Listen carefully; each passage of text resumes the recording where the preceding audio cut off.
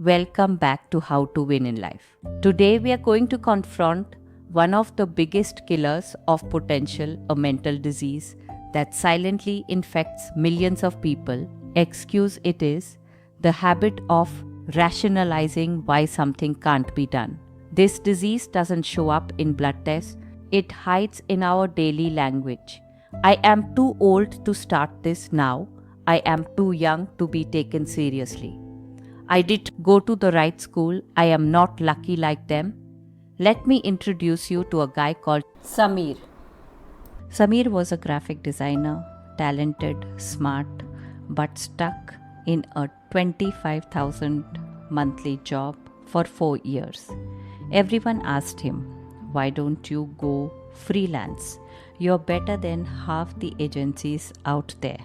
His answer was always, "It's not the right time. I need a better laptop first. Clients are hard to find." He had big dreams, but a bigger excuse library.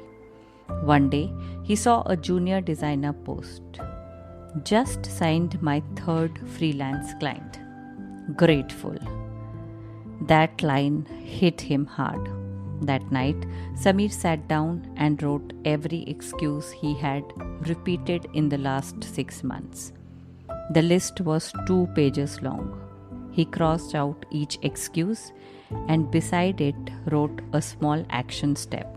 For example, "I don't have clients."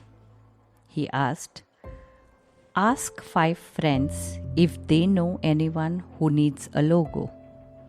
"I don't have time" was replaced by "Wake up 30 minutes earlier for freelance work." "I am scared I'll fail" was replaced by "Start with one free project to build confidence." Within 90 days, Samir replaced his full-time job with 75,000 a month in freelance income. Not because of a course, not because of a hack, but because he killed excuses. Let's break this down. Why do we make excuses? To protect our ego? If we don't try, we can't fail. It's easier to say, "I don't have time," than to risk feeling like we are not good enough. Second, because of comfort addiction. Excuses are cushions. They keep us cozy and stuck. The 4 common variants of excuses are: health excuses. "I'm too tired. I have got back pain." Time excuse. "I am too busy." Education excuses. "I don't have the right background." Luck excuses. "People like me don't get lucky." Each one sounds logical, but it's actually a shield from action. The cure: brutal ownership. Here's the formula. Excuse is equal to story. Ownership is equal to strategy. Replace "why I can't" with "how I can." Samir said, "I can't freelance. I don't know where to start."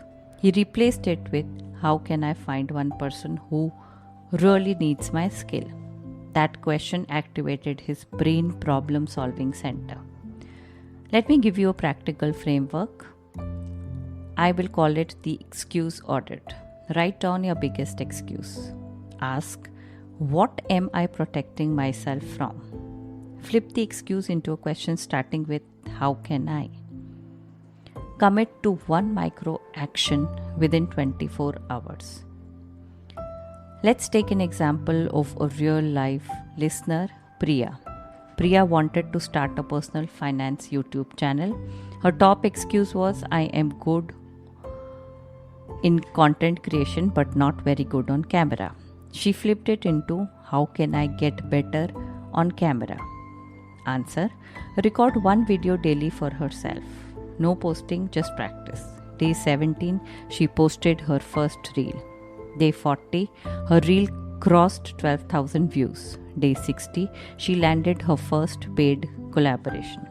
Excuses look powerful, but they melt when faced with consistent action. Quick exercise for you. Tonight, do this. Take a sticky note. Write your first recurring excuse. Stick it on your wall. Every day, take one action that makes that excuse weaker. It's not magic, it's just momentum. Here are my final thoughts. You are not limited by your situation. You are limited by your story about your situation. Rewrite that story and the results will follow. Samir did, Priya did, you can too. This is how to win in life. Thank you for listening. I will see you in episode 4.